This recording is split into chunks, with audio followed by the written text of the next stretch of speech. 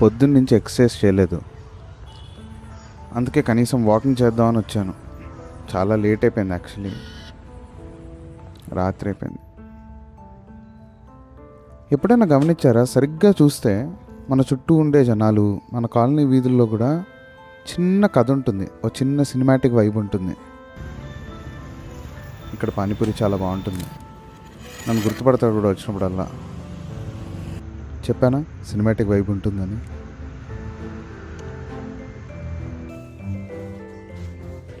కనిపించినవన్నీ వేసేసాను, ఇందులో ఎంచుకున్న ఐటమ్లు తీసేయాలి. నాన్న పడుకుండిపోయారు, ఆయనకు పొద్దున్నే 4:30కో 5కో ఫ్లైట్ ఉంది. సో ఆయన పడుకుండిపోయారు, నేనే వండుకోలే వాళ్ళ. సో స్పెగటీ చేసుకుందాం అని చెప్పి మార్కెట్కి వెళ్ళాను.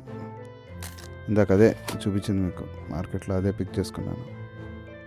నేను ఫాలో అయ్యే రెసిపీ మీకు కనుక కావాలంటే నాకు కామెంట్స్లో రెసిపీ అని చెప్పండి, నేను మీకు లింక్ పంపిస్తాను.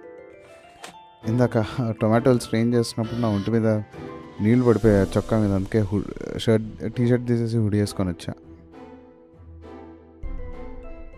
పామెజాన్ చీజ్ వేయాలట, నాకు తెలియక ప్రాసెస్ చేసేసాను.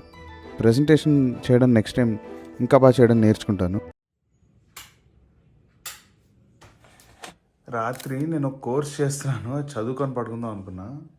భోజనం చేయగానే భయంకరంగా నిద్ర వచ్చింది, పడుకుని పోయాను. సో ఇది మండే మార్నింగ్, బట్ స్టిల్ మనకి సండే టాస్క్లు కొన్ని రెసిడ్యూల్ ఉన్నాయి కాబట్టి అది చదివేసుకొని వీల్ కాల్ ఇట్ డే.